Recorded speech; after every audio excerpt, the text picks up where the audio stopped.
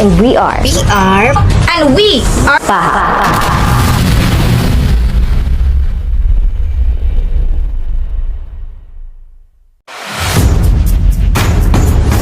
Association, or the Association of the Southeast Asian Nations, or ASEAN.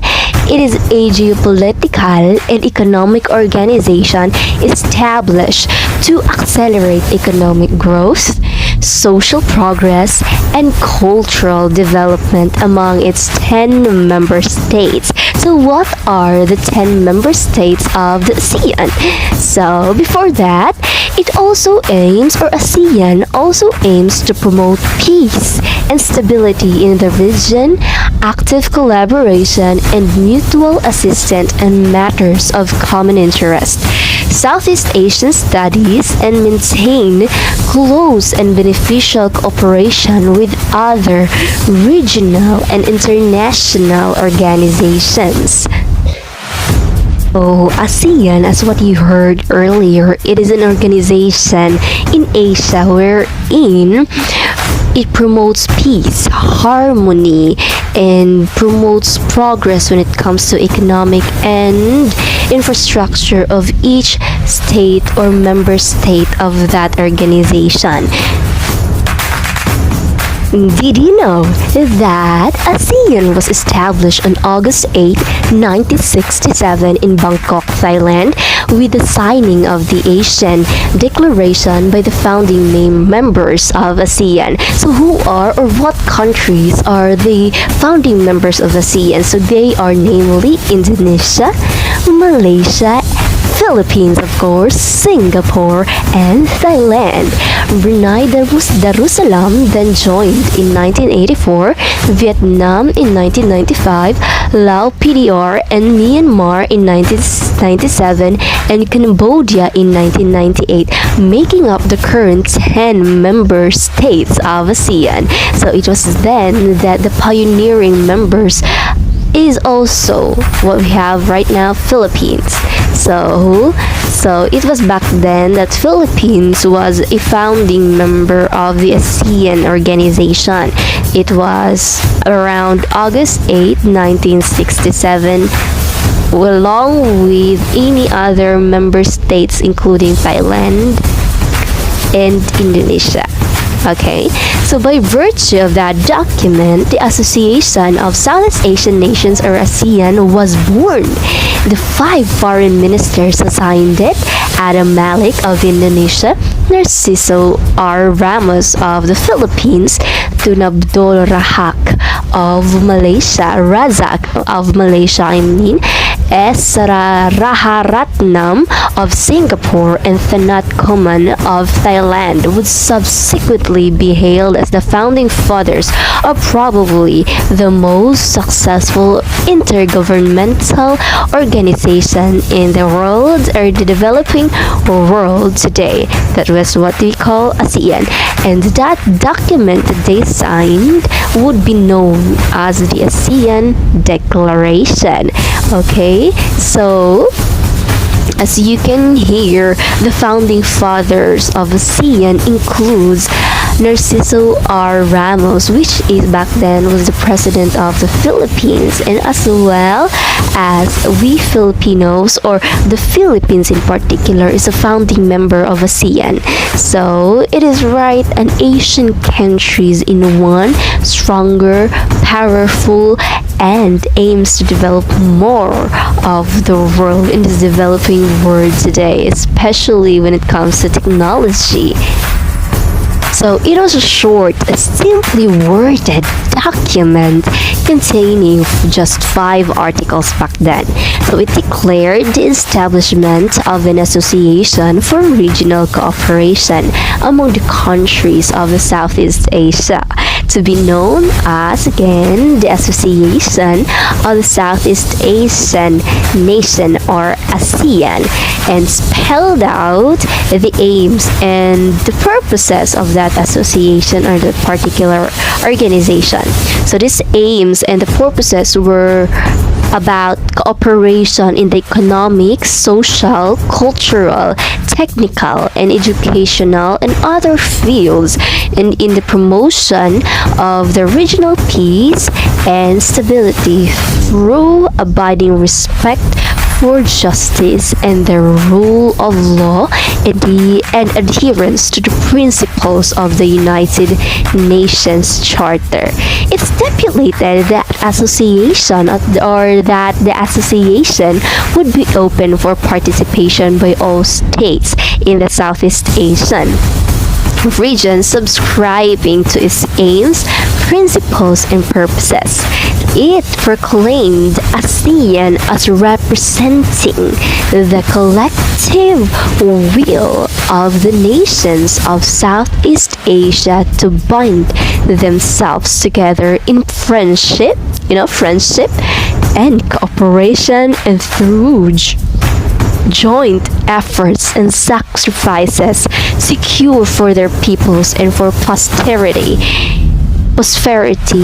the blessings of peace, freedom, and prosperity. So that is what ASEAN is all about. That is the aim of ASEAN, to bring peace, social growth, economical growth, alright? So here, we are going to talk about Philippines. Philippines, an island country of Southeast Asia in the western Pacific Ocean. It is an archipelago consisting of more than 700 islands and islets lying about 500 miles or 800 kilometers off the coast of Vietnam. While here, Manila is the capital, but nearby Quezon City is the country's most populous city. So Manila is our capital place or city here in Philippines.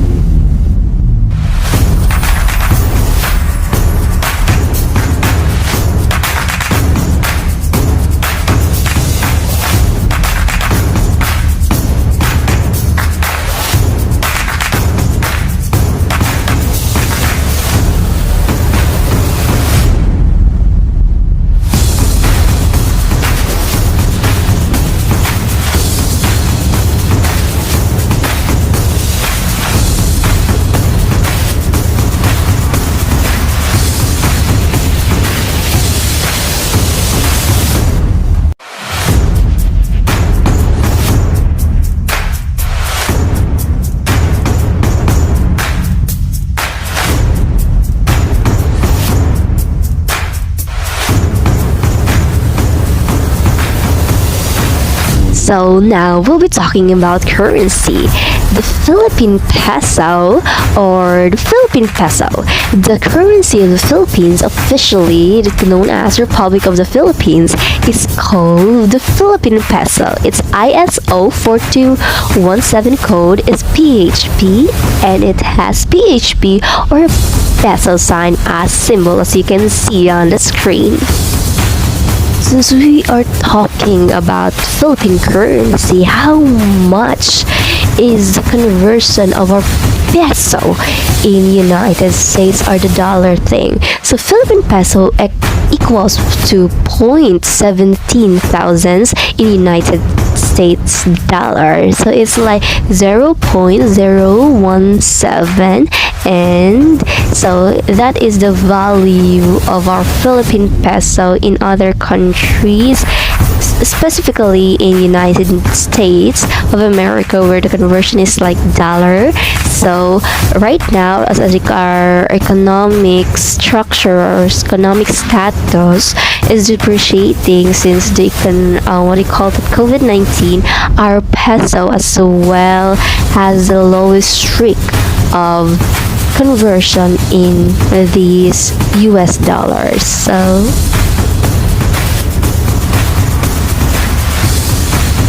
Some people are still confused about the official language of the Philippines.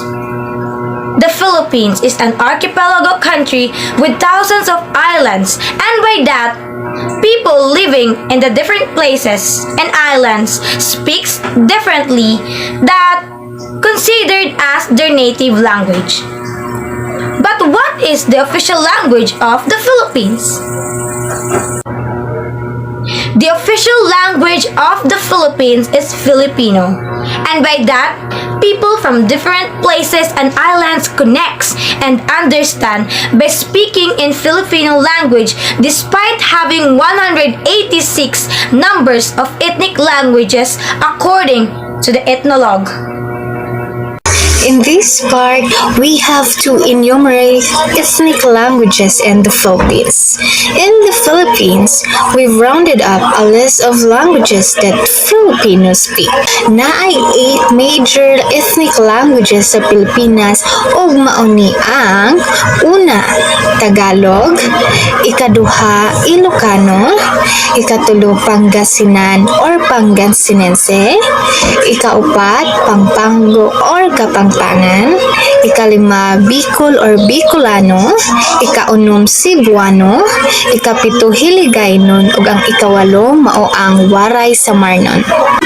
Moving on, languages of instruction used in the Philippines. So, for purposes of communication and instruction, the official languages of the Philippines are Filipino, and until otherwise provided by law, English. Percentage of ethnic groups in the Philippines. So, ang Tagalog, 24.4%, Bisaya or Binisaya, 11.4%, Cebuano, 9.9%, Ilocano, 8.8%, Hiligaynon or Ilonggo, 8.4%, Bicol or Bicol, 6.8%, Waray, 4%, and other local ethnicity is 26.1%. So, moving on sa population sa Philippines. As of Wednesday, September 21, 2022, based on Worldometer elaborations of the latest United Nations data, the current populations of the Philippines is 112,811,381. Moving on sa type of government in the Philippines or unsa nga klase sa gobyerno na ang Pilipinas. So the country is a democracy. The Philippines is a republic with a presidential form of government wherein power is equally divided among its 3 branches. Executive carries out laws, muna sila ang president, vice president, cabinet o mga federal agencies. Legislative make laws, muna silang mga Congress o House of Representatives and Senate. Ang ikatulo, muna siyang judicial, evaluate laws, muna siya ang Supreme Court in other courts. So much for that. Anhita sa name of the agency who took care of their education in the Philippines. So, the Department of Education or DepEd is the government agency responsible for the management and governance of the Philippines basic education system. Moving on, anita sa number of primary schools, private and public in the Philippines. So, primary school as of year 2016-2017. So, in public, nadira 3,149. Sa private, 464. So much for that. Anita sa number of educational higher institutions, state colleges or universities in the Philippines. Philippines has a total of 1,949 higher education institutions. As of 2020, student enrollment was 1.83 million for private and 1.57 million for public institutions. Now, are you wondering how much is the annual education budget in the Philippines? Well, for the year 2022, we have 600.33 billion, and the prospect annual budget for the year 2023 is 710.6 billion. So it is clear enough that the government of the Philippines is not deaf. They hear our whines, they hear our problems, and they hear what we lack of funding. as it is apparent that there is an increase for the year 2023, hopefully. Now, from the national budget of the Philippines, how much is allocated for the education? What percentage does educational needs of students occupy? Now, as I have said, for the year 2022, the Department of Education received 631.77 billion, or around 12.58 of the total national budget of 5.2 trillion. Of the year 2019, based on a report by United Nations, the Philippines has the highest literacy rate at 97.95% among Southeast Asian countries such as Singapore, Brunei, and Indonesia. The literacy rate is 98.9% among females and 97% among males aged 15 to 24. Now, to expound this idea, let's talk about the record of the overall literacy rate of adults for the last 30 years. So it is indicated here the year and its literacy rate. In the year 1980, the literacy rate among adult Filipinos, regardless of gender, is 83.32%, clearly the lowest for the past 30 years. 1980 is 93.6%, 1994 is 92.6%, 2000, 92.59%, 2003, 95.4%, 2008 is 95.4%, 2013 is 96.4%, in 2015 is 98.2%, in 2019 it's 96.3%, and in 2022 it's 96.29%. So this is the percentage of the population age 15 and above who can understand or who can read with understanding, read and write a short, simple statement on their everyday life. Generally, literacy also encompasses numeracy. Now, who do you think are more intelligent? Filipinos or Filipinas? Now let's find out. So flashed up on the screen is the Philippines' overall literacy rate for the last 30 years, male adults. Now, how about the Philippines' overall literacy rate for the last 30 years, female adults? To summarize, 1980 and below, or in the earlier times, Philippines has low literacy rate just by the 83 and 84% in the table.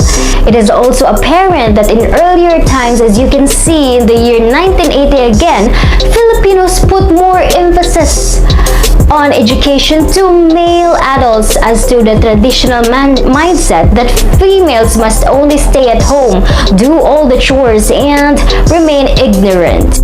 But as years passed, females started becoming empowered and they acquired a sense of mindset that they need to get a job. Most of Asian countries have 6+3+3 basic education system.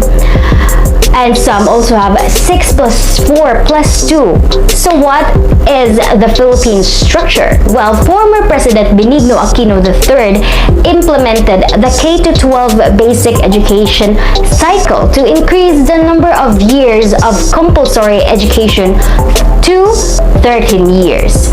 Under his government, we adopted the K-642 basic education system. So by law, education is compulsory for 13 years, which is kindergarten and grades 1 to 12. And it's grouped into 3 levels: kindergarten, elementary school, grades 1 to 6, junior high school, grades 7 to 10, and senior high school, grades 11 to 12.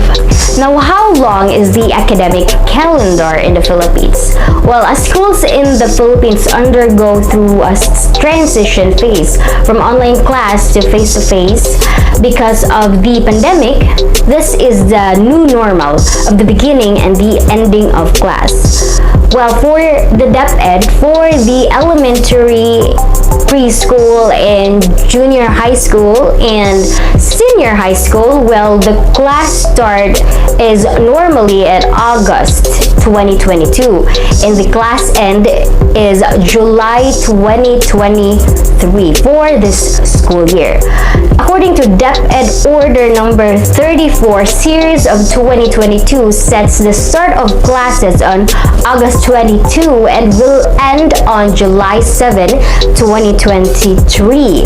There will be 203 school days, or as may be determined by further issuances in case of charges in the school calendar due to unforeseen circumstances. For the college education, well, the class start, I remember it was September 2022 and the class end is July 2023. In any case, the total number of days on which regular school sessions are held shall not be less than 200 per calendar year or 100 each semester. Teacher to student ratio. For school year 2017 to 2018, the teacher-student ratio is 1:31 for the elementary level, 1:36 for junior high school level, and 1:31 for senior high school level. One teacher for 30 plus students. It is depressing to see us future educators. Salaries are low and efforts are high.